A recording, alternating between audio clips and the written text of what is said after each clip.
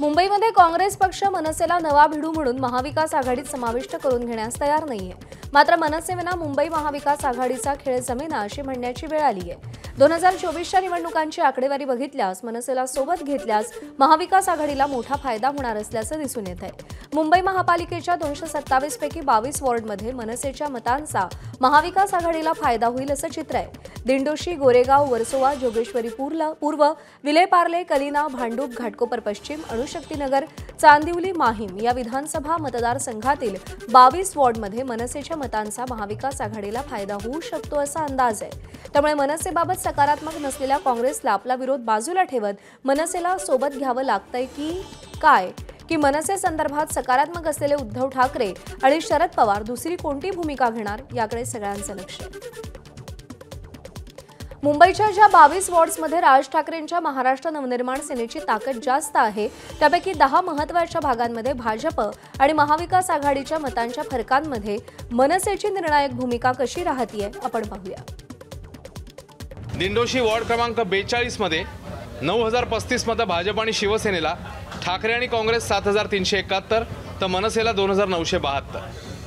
Goregaon ward क्रमांक 58 मध्ये 13041 मतं भाजप आणि शिवसेना तर 11774 मतं ठाकरे आणि काँग्रेस अशी संख्या आहे। 1683 मतं मनसेच्या खात्यात आहे। वर्सोवा विधानसभा क्षेत्रात वॉर्ड क्रमांक 61 मध्ये 11267 ही संख्या आहे भाजप आणि शिवसेनेच्या एकूण मतांची, तर 11111 मतं आहेत ठाकरे अधिक काँग्रेस, 1166 मतं आहेत मनसेची।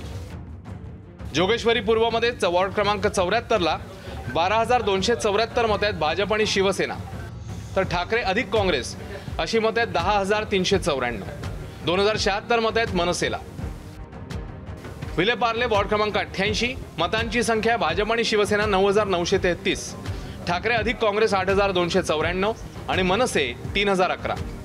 कलिना विधानसभा क्षेत्रात वॉर्ड क्रमांक 91 मध्ये भाजप अधिक शिवसेना मतसंख्या 10191, ठाकरे अधिक काँग्रेस 9709 तर मनसे 740। भांडूप पूर्व वॉर्ड क्रमांक 109 भाजप आणि शिवसेना मतसंख्या 10039, ठाकरे अधिक काँग्रेस 5927 तर मनसेची मतसंख्या 2863।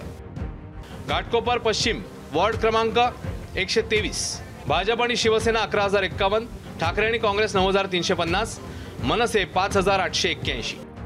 घाटकोपर पूर्व वॉर्ड क्रमांक 125 भाजप आणि शिवसेना 12980, ठाकरे आणि काँग्रेस 10446 आणि 5196 मतं आहेत मनसेला। अणुशक्तीनगर या विधानसभा क्षेत्रात वॉर्ड क्रमांक 144 भाजप आणि शिवसेना मतसंख्या 10300, ठाकरे अधिक काँग्रेस 4677 मनसे 6850। विधानसभा क्षेत्र चांदिवली वॉर्ड क्रमांक 161 भाजप अधिक शिवसेना 17575, ठाकरे अधिक काँग्रेस 15199 मनसे 3897। माहीम विधानसभा क्षेत्रात वॉर्ड क्रमांक 190 भाजप अधिक शिवसेना 9196 मतं, ठाकरे अधिक काँग्रेस 7324 मतं, मनसे 7115 मतं। माहीम विधानसभा क्षेत्र वॉर्ड क्रमांक 192 भाजप अधिक शिवसेना 9399 मतं, ठाकरे अधिक काँग्रेस 6146 मतं, मनसे 6392 मतं।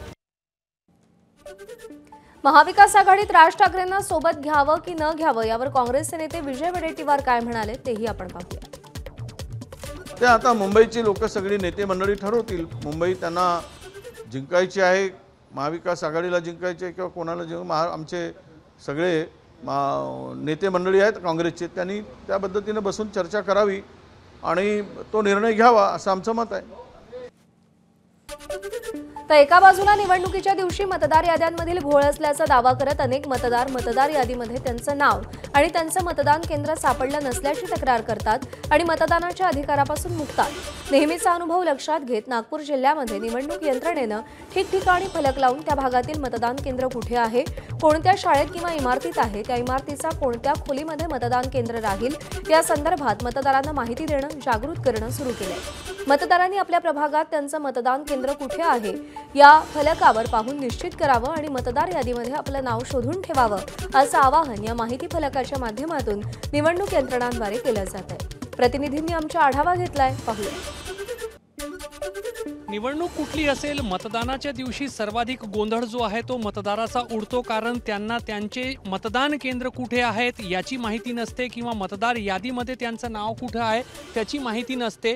त्यामुळे यंदा निवडणूक आयोगाने आणि ठिकठिकाणची जी निवडणूक यंत्रणा आहे त्यांच्या वतीने असे जागोजागी बोर्ड्स लावले जात आहेत. सध्या मी वानाडोंगरी नगर परिषदमध्ये आहेत आणि या ठिकाणी वानाडोंगरी नगर परिषदेचा जो प्रभाग क्रमांक 1 आहे, प्रभाग क्रमांक 1 चे मतदान केंद्र कुठे कुठे राहणार आहे. मग ते नगर परिषदेच्या कार्यालयात, जिल्हा परिषद शाळेमध्ये, दुर्गा माता मंदिर जवळची शाळा, जिजामाता कॉन्व्हेंट असे सगळे पत्ते दिलेले आहे.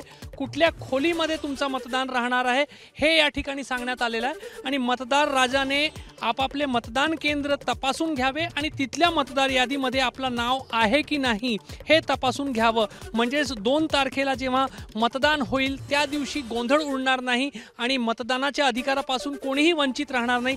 याच्यासाठी यंत्रणा जी आहे ती खबरदारी घेत आहे. आता मतदार राजाने जो सुद्धा आपली जबाबदारी समजून आपापले मतदान केंद्र कुठे आहेत आणि तिथल्या मतदार यादीमध्ये आपलं नाव आहे की नाही हे तपासून घेण्याची गरज आहे.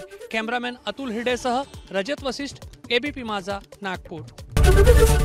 एबीपी माझा, उघडा डोळे बघा नीट.